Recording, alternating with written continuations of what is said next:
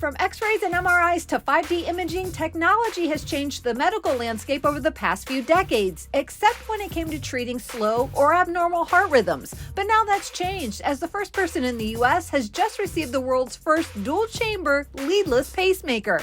This new pacemaker from Abbott, this dual-chamber leadless pacemaker, is a huge step forward. It kind of takes us from that telephone that was attached by a wire to the wall to a cell phone that we have sitting in our pocket today. It's that large of a step forward.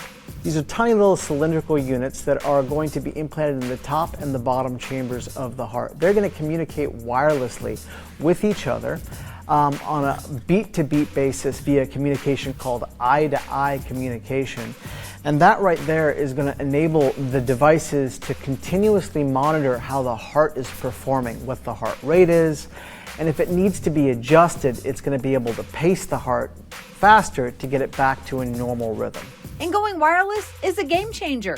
These old pacemakers had wires, and these wires right here were the source of the vast majority of the complications. By eliminating those wires, we're able to eliminate the vast majority of infections.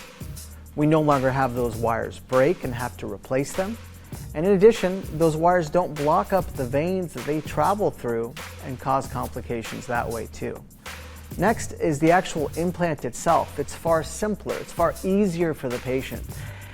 The device will be threaded through the veins into the heart, and there's no surgical pocket like we used to have to make. We don't have to cut the skin anymore. So instead, these devices are threaded through the vein, entirely intracardiac, and there's no external evidence the patient has a pacemaker.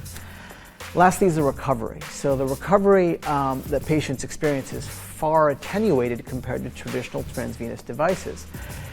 Those devices needed to have recovery time from the pain of the surgical pocket. In addition, they would have arm restrictions for about 6 weeks, and a host of other things. Now, instead of that, with these dual-chamber leadless pacemakers, we're able to send people out the same day, at most the next morning, with one stitch that we take out before they leave the hospital. And we ask them to do 1 week of no heavy lifting or exercise. That's it. So how do you know if you're eligible for it? I got to bring it back to that primary care doctor or that cardiologist. So you want to have that conversation with them. The good news is that 80% of people who need a pacemaker are candidates for this new technology. Get more info at abbott.com.